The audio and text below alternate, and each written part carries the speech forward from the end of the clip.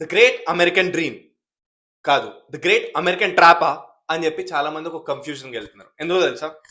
ఎంతో మంది స్టూడెంట్స్, అది ఓపీటీ కావచ్చు, స్టెమ్ ఓపీటీ కావచ్చు, స్టెమ్ ఓపీటీ అనగానే అది వర్కింగ్ టైం పీరియడ్ కదా. ఇప్పుడు కూడా స్టూడెంట్ అంటున్నారు ఏంటిది అని ఆలోచిస్తున్నారా?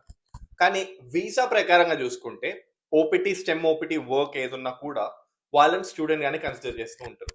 సో కరెంట్లీ అమెరికన్ ఫస్ట్ అని ఒక ప్రియారిటీ అండ్ ఒక నినాదం తోటి ముందుకెళ్తుంది జాబ్ మార్కెట్ కూడా. సో ఇలా గ్రాడ్యువలీ ఒక సైడ్ నుండి ఏఐ ఎఫెక్ట్, ఇంకో సైడ్ కొన్ని ఇక్కడ ట్రంప్ ఏం చేస్తాడో ఎక్కువ ఆర్ఎఫ్ఎస్ పడతాయేమో అని చెప్పి ఎంప్లాయర్స్ కూడా ఒక సైకలాజికల్ ఫియర్కి వెళ్ళిపోయి వాళ్ళు హైరింగ్ తక్కువ చేసేసరికి ఎంతో మంది స్టూడెంట్స్ భయం అండ్ ఉన్నదే కాంపిటీషన్. ఎందుకు?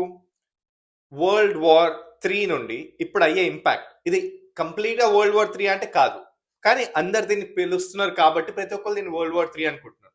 కానీ ఇప్పుడు యుఎస్ఏ ఇజ్రాయెల్ వర్సెస్ ఇరాన్ అవుతున్న వార్ లో బయట ఒక సగటు వ్యక్తికి ప్రతి చోట ఇంపాక్ట్ అవుతున్నాయి. అక్కడెక్కడో అయ్యేదానికి ఇక్కడ మన ఇంటి ముందు అలా ఇష్యూ వచ్చేసరికి దీనివల్ల జాబ్ మార్కెట్ కూడా ఎలా ఎఫెక్ట్ అవుతుంది అంటే స్టూడెంట్ సైకలాజికల్ గా లో ఫీల్ అవుతున్నాడు ఆల్రెడీ. ఎందుకు అంటే కోవిడ్ తర్వాత ఎప్పుడు లేని ఒక రిసెప్షన్, అంటే మీరు రావాలి రావాలి అని చెప్పి స్టూడెంట్స్ అందరు ఎగబడి వచ్చేసారు ఇన్ ది యుఎస్ఏ మార్కెట్. వచ్చారు కదా అనగానే ఆ అమౌంట్ అంతా ఏంటిది, గవర్నమెంట్ వాళ్ళ దగ్గర కోవిడ్ లో మొత్తం వాళ్ళు ఎక్స్పెన్సెస్ ఏమున్నాయో ఆ రికవరీ అంతా ఇలా ఇంటర్నేషనల్ రూపంగా తీసేసుకుంది గవర్నమెంట్. అది డెమోక్రాట్ గవర్నమెంట్ కాబట్టి. నెక్స్ట్ వచ్చింది గవర్నమెంట్, ఇప్పుడు కరెంట్ వాళ్ళకి ఏముంది, అమెరికన్ ఫస్ట్, అంటే వాళ్ళ అవసరాలు అయిపోయాయి. సో ఉంది డెట్, కానీ వాళ్ళ అమెరికన్స్ కి ఫస్ట్ ఇద్దాం, let's bleed more on our people rather than outside people అని చెప్పి. సో ఆ విధంగా వీళ్ళు ఈ మైండ్ సెట్ లో వర్క్ చేస్తూ ఉండగా న్యాచురలీ అప్పుడు ఎవరైతే fake H1s, fake green card పెట్టి కూడా మార్కెటింగ్ చేయించే పరిస్థితికి వెళ్ళిపోతుంది ఈ మధ్య.